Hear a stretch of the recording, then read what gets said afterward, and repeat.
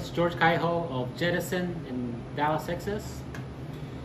This is a video explaining how I make my martini at Jettison. It's mainly for whoever bought the cocktail kit from us during this time, but the recipe or ratio that I use, it's exactly the same how I make martinis every day.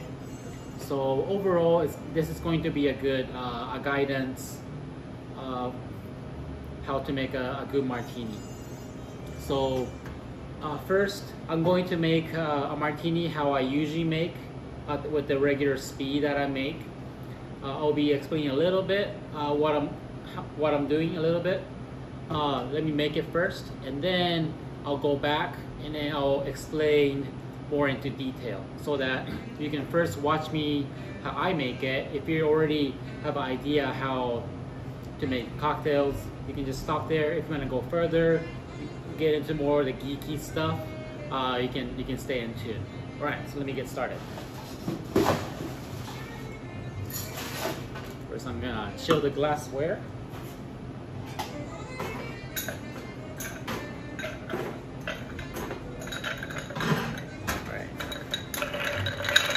Stir the ice to make the mixing glass cold. And I'm wiggling it, so I'm finding the right spot for the ice to settle down.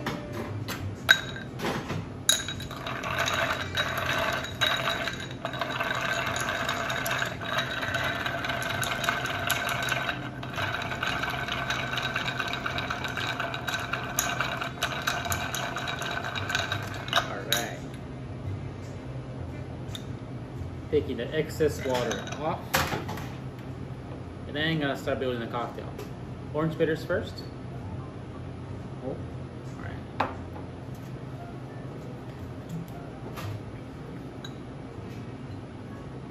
2 ounces of gin.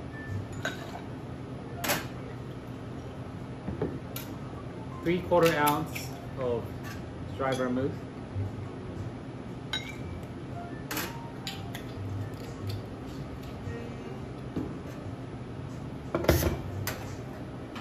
And then you stir it for 50 times.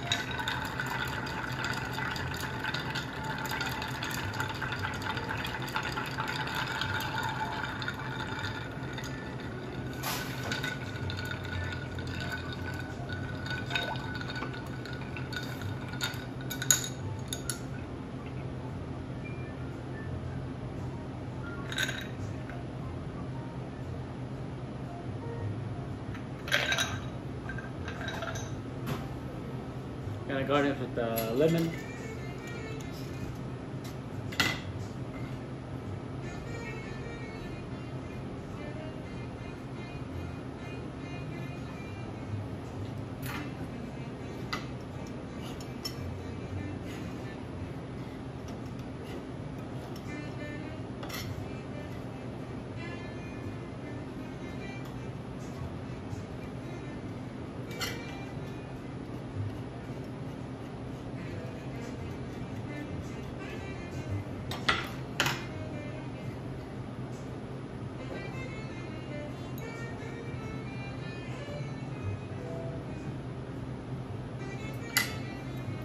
And then here's a gin martini, Jettison style. Cheers.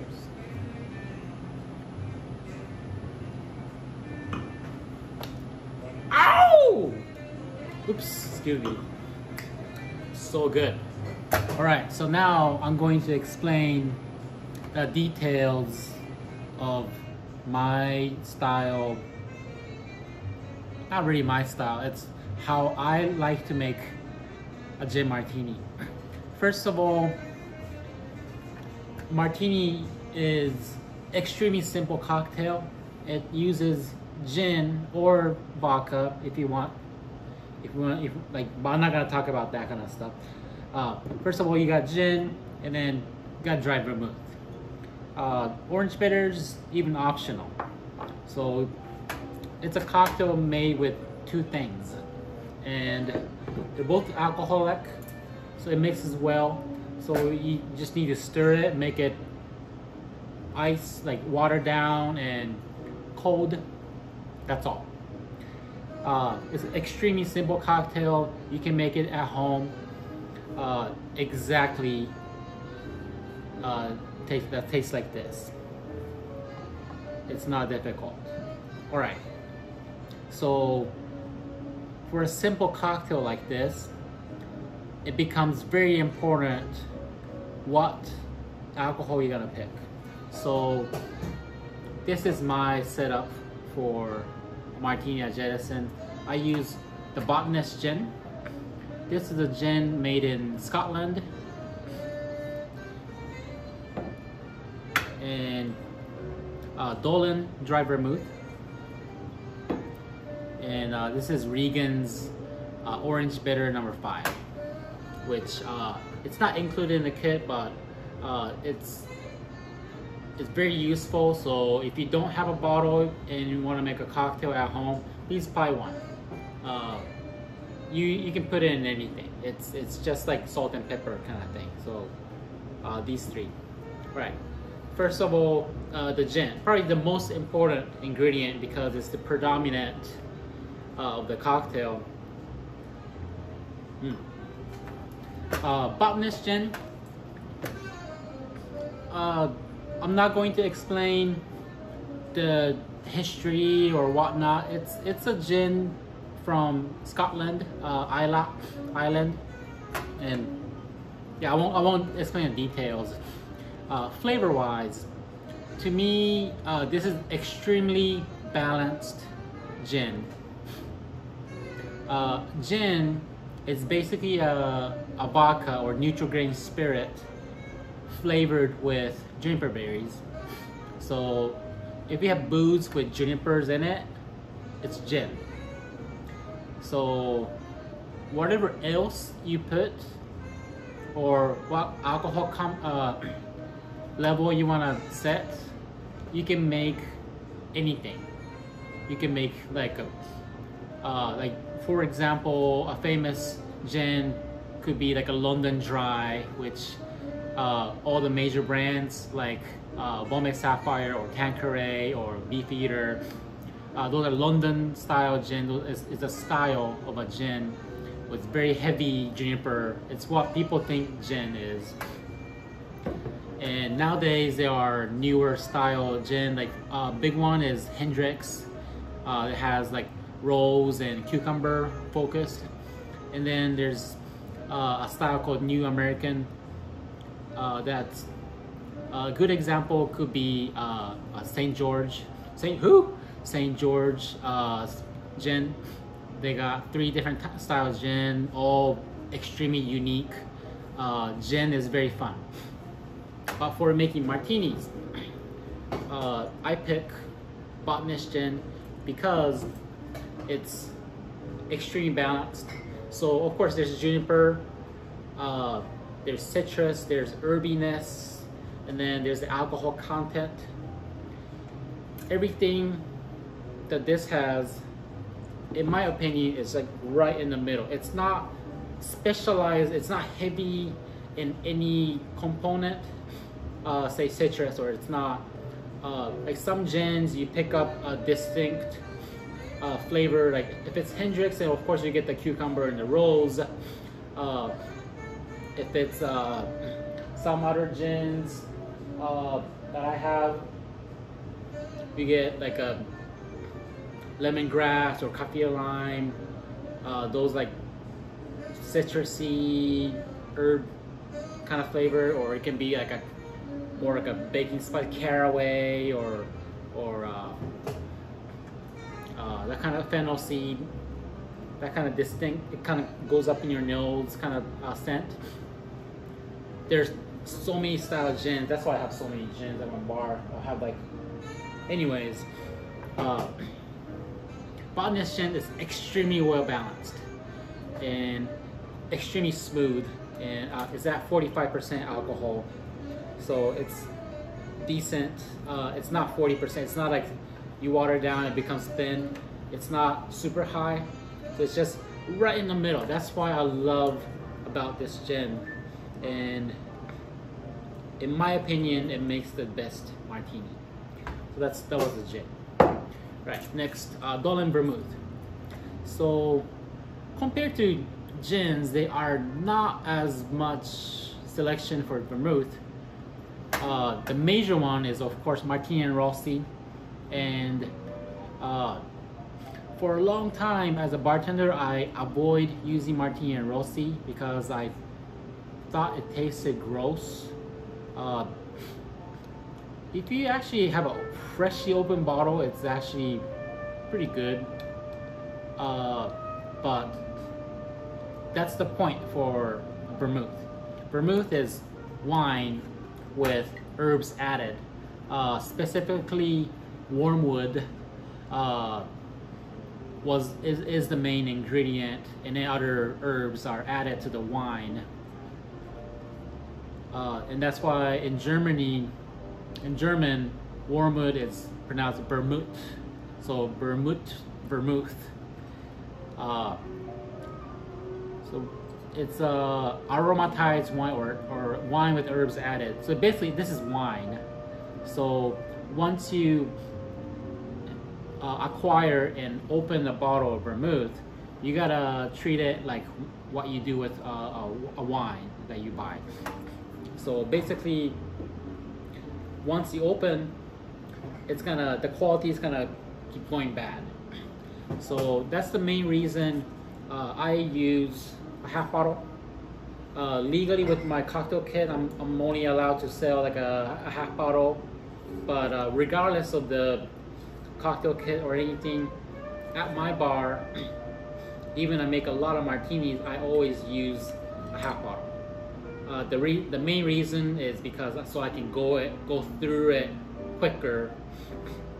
On a busier week, I'll probably go through like 2 or 3 bottles. Even a slow week, I'll at least go through 1 bottle.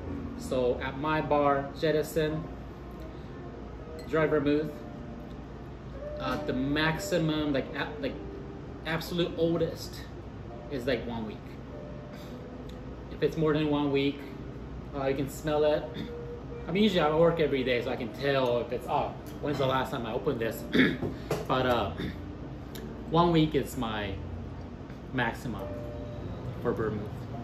So once you open it, put it in the refrigerator, and then try drink it as soon as possible.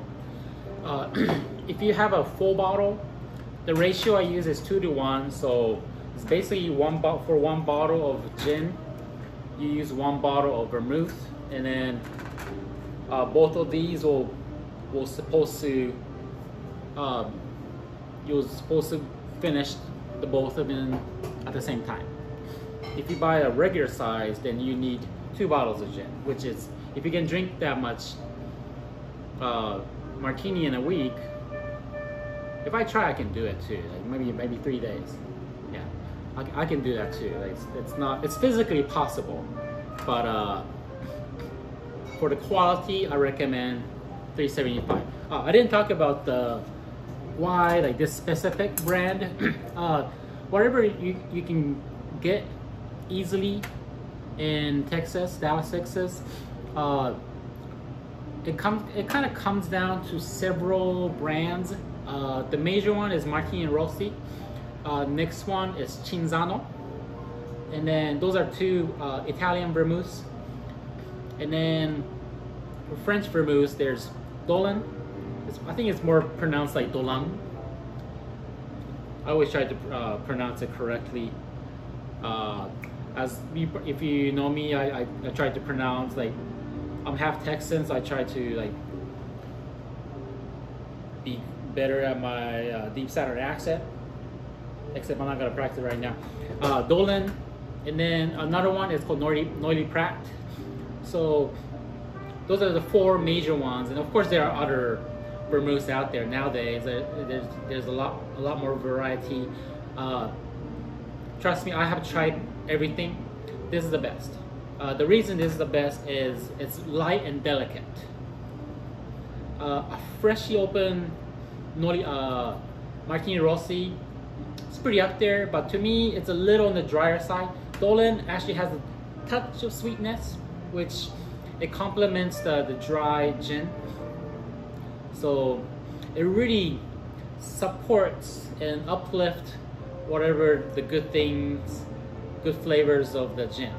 So for a gin dry martini, Dolan is the best in my opinion.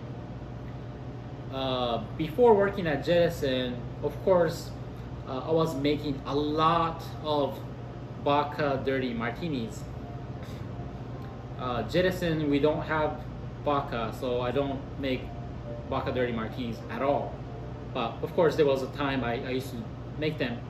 For dirty martinis, if you're putting olive juice in your martini, then I recommend Noilly Prat, which is another French vermouth.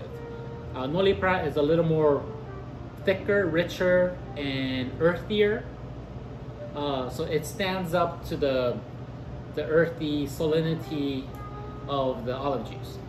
Regardless of what type of base spirit you're using, if you're doing a dirty martini, instead of Dolan dry martini, vermouth, I recommend Noilly Prat.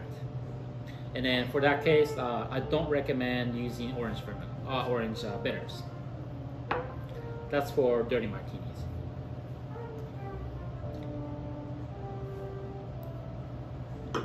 All right. Orange bitters.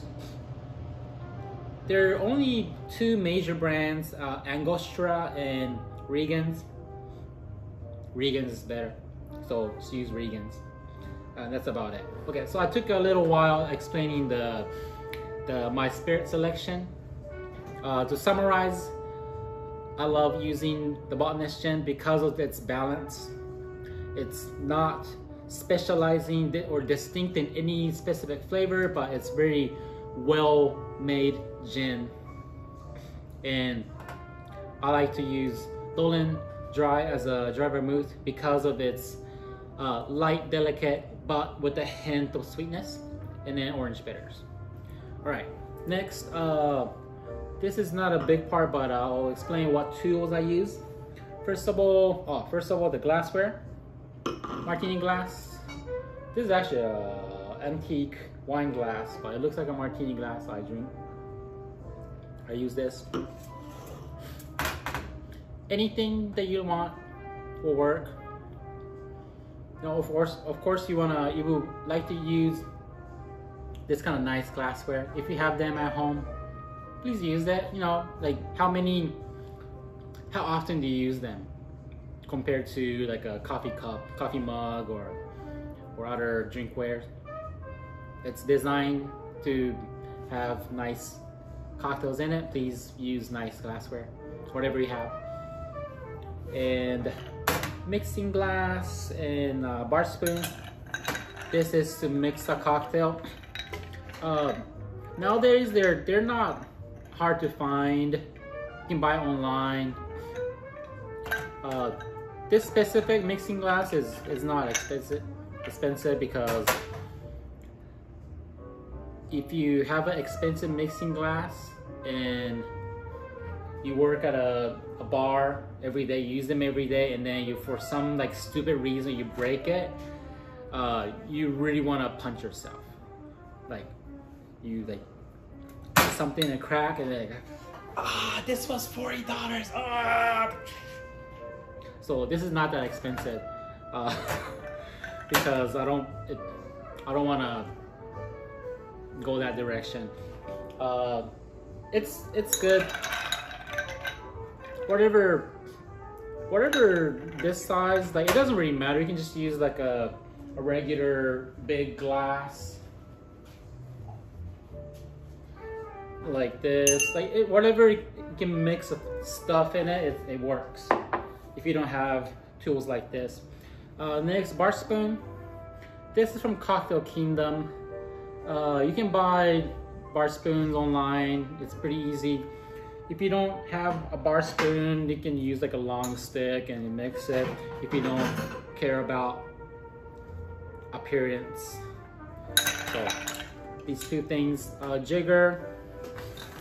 Also from, like, I buy most of the stuff from Cocktail Kingdom myself, but whatever measures 2 part, 1 part. This specific one is 2 ounce and 1 ounce, and it has other measurements inside because it's for professional use. Just whatever that can measure 2 part, 1 part is what you need. And things like strainers like this. I'm a pro, so I don't really use strainers, but like stuff like that, it's nice to have. Knife, vegetable peeler, tweezers. Really, Martini doesn't require a lot of tools, so it should, whatever we have, it should work. Not really a tool, but one specific thing I would like to mention is the ice. Just a quick note, you mix it so it's gonna chill the cocktail. Ice gonna melt, of course, it's gonna water down the cocktail. So water's gonna go in. So if you don't want to drink the water melted from the ice, don't use that ice. Like if you have like a refrigerator and then have an ice machine and it's like keep making ice and like get the ice. If that ice kind of smells, don't use it. It's gonna get into your cocktail, 100%. If you have a good filter system in your refrigerator, if you have the automatic, then make sure it's clean and it might be okay. Or you can just get an ice tray and put like whatever decent water. Like, you don't have to use the high quality water, but whatever water, basically whatever waters that is chuggable to you, use that water for ice, filtered ice, whatever. It doesn't have to be like reverse osmosis or mineral water from wherever or anything like that. That's all. Okay, the recipe. If you get the kit, it's written on. It's basically it's 2-to-1 ratio. It's a martini. It's extremely simple.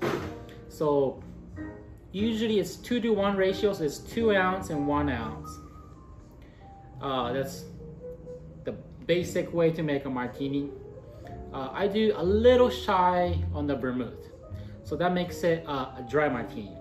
A dry martini, it's like a lot of people might get confused, but dry martini, it's not more dry vermouth, it's actually less dry vermouth. So more gin, less vermouth. There's always vermouth in a martini, even extremely dry vermouth. A martini, extremely dry martini is always gonna be vermouth.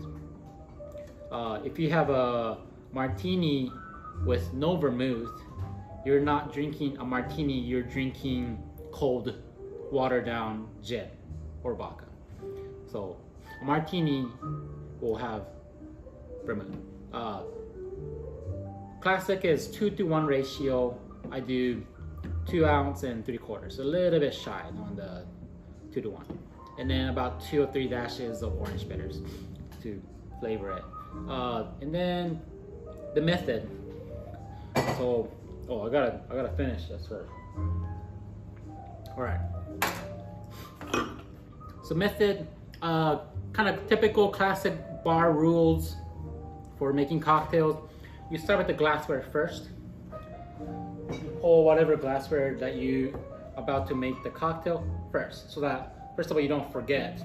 And then when you chill a glass, and then you make the cocktail, no matter how quick or long like you take, it's gonna be ready for you. Ideal is to use pebble ice like this. I know most house they don't have pebble ice. Either like regular ice and then add water is the same thing. You just wanna fill up inside glass with cold stuff to chill the glass. All right, so that's that, and then you're gonna chill the mixing glass, and then you could just wait like this, but ain't nobody got time for that. So you're gonna use your bar spoon to like mix it.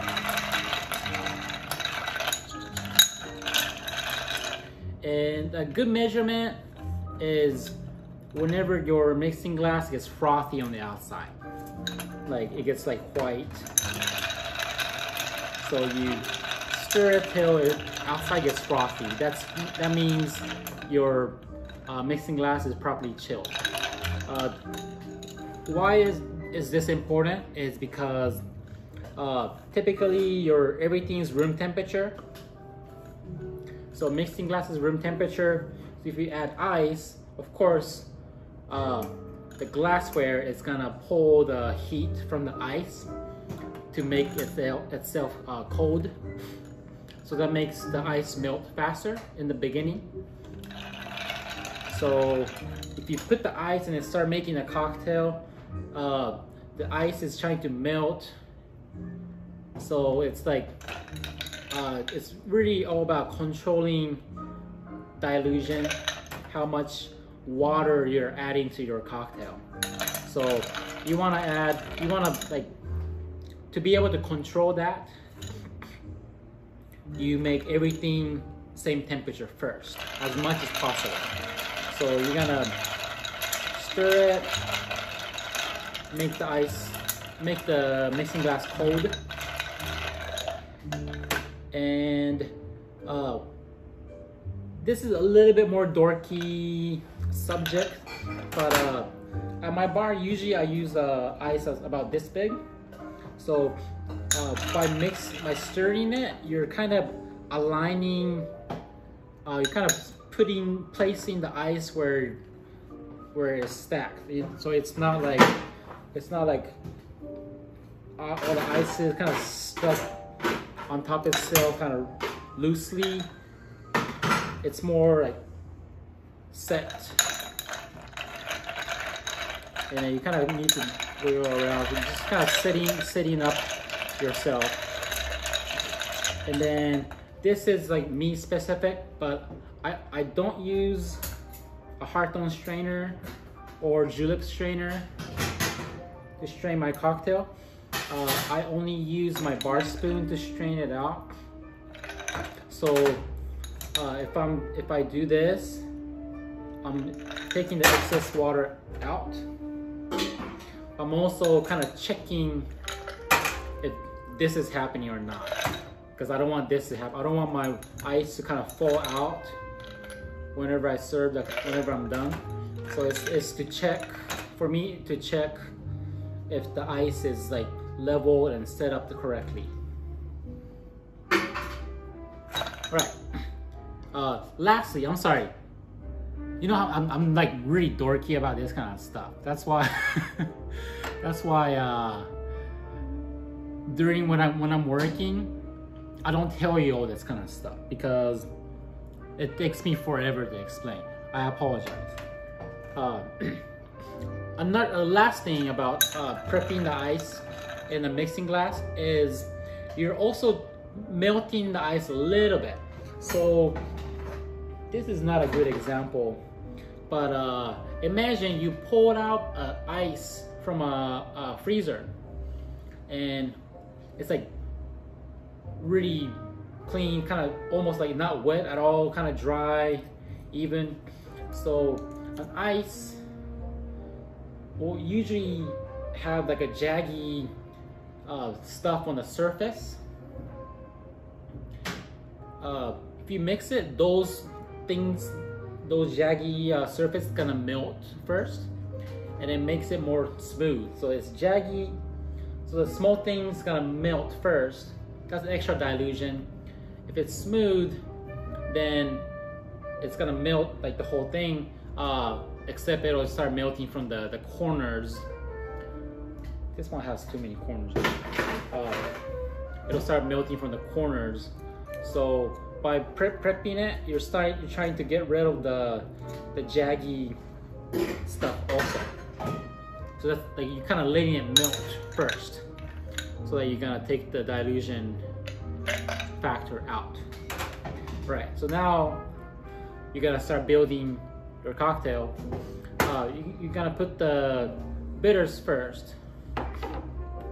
There are two reasons you do this. You do the bitters first because the bitters are also pretty high in alcohol, and it's like packed with flavors. So typically alcohol sits above water. So you want to put higher alcohol ingredients first, so it'll it's not gonna sit on top of the cocktail. You want it to kind of go through the ice, and you kind of, in a sense, you're kind of flavoring the ice. It's like putting like salt and pepper. It's really like putting salt and pepper before you cook a meat kind of stuff. It's that kind of idea. And then you'll be putting in the ingredients. This doesn't matter. Professionally, you want to do cheaper ingredients first, but at home, who cares? Just don't fuck up. You'll be okay. You know? Even if you fuck up, it's still, it's still alcohol. You still drink it. I would. So put it in. I don't try to go too much in the scale point of things, but just put the jigger whatever closest to your mixing glass. Some people do it like they pour it here and then pour it. Yeah, just pour it like here. It's minimum distance. So now all your stuff is in. The time is ticking because all the booze are in. These are all room temp, except the only is in the refrigerator, but mostly warm. So it's the ice gonna melt. So stop talking with your friends or customer, and then you gotta start and finish. On the material, I say ideal is 50 times. This is whatever I set to myself, because when I make cocktails, my speed of mixing is relatively the same. I don't really like go fast or go slow. It's usually like steady, 1, 2, 3, 4, 5. It's steady. So some bartenders do seconds. Some bartenders do counts. I do counts. So I count 50. So 1, 2, 3, 4, 5, 6, 7, 8, 9, 10, 1, 2, 3, 4, 5, 6, 7, 8, 9. That kind of stuff. Of course, like you do 49 versus 55. It's not a significant difference. So I think earlier, if you actually count whatever I made earlier, I think I did a little bit over 50, but it's okay, right? It's okay. It's okay. It's not a huge difference. Yeah, if you can tell that difference, you're somebody. I cannot tell that difference. But what I can tell is, and sadly I see this at a bar all over the place, even like nice bars, is they'll put the ingredient, okay, stir. Oh, I gotta check my cell phone. Oh, I gotta look at my sales. Oh, I gotta wash my hands for 20 seconds.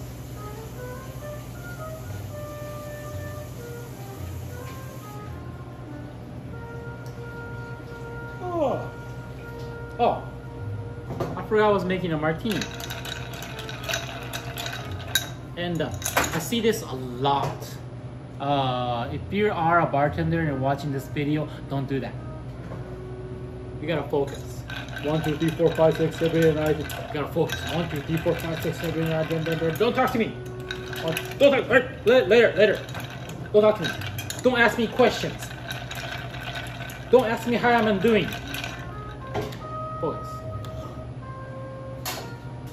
So cocktail's done. You're gonna pour it in. This is easy. Now, the garnish. Garnish part's easy. It's really depends on what you wanna go for. There's 3 major garnishes for a martini. One is the orange twist, my favorite. So easiest way to get a vegetable peeler, peel it. You hold the edge, and then you set like in Japan it's like 47 degrees angle, whatever, like, and then 7 centimeters out, or like in Japan they go kind of crazy, but kind of go far, and then you go just once, like go all the way. 1, 2, 3, hop! Oh, I didn't do it. 1, 2, 3, hop! And then the oil is gonna go in, and then it'll sit above the surface. Right? Once you do the oil, it's oily a little bit. It's nice to put above the rim, so when you touch the rim, you get a really nice lemony stuff. Some people like to go all over. Okay, you might like, okay, like, yeah, COVID-19. You might want to put it here. You might want to, okay.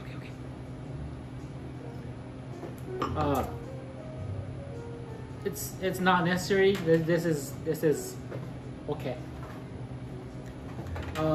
One kind of unique thing that pretty much I do, only me do, is when you put in, I'm gonna put water so I can show you the example. So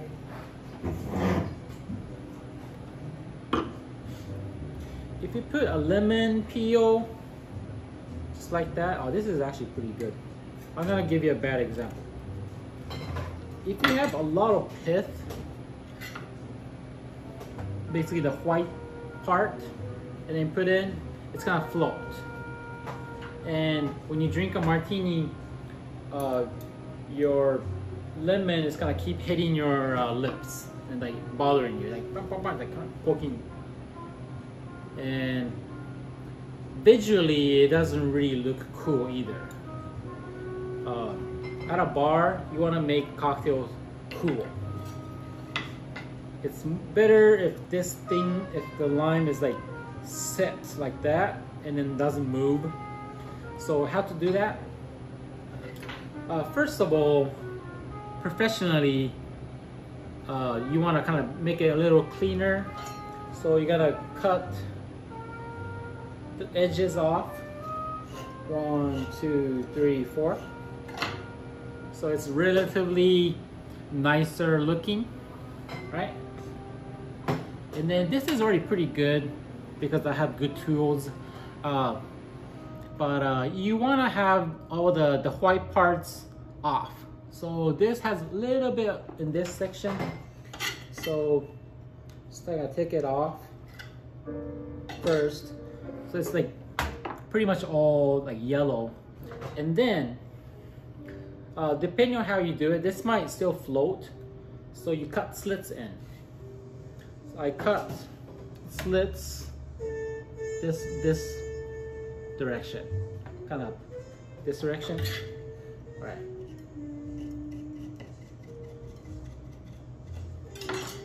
Now I got the slits cut. So if I try to open it, it's like this.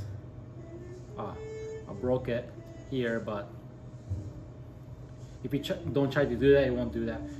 So cut slits in.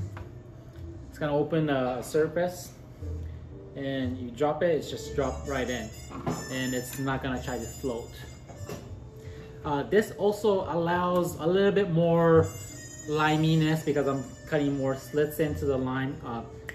Did I say lime? I meant lemon.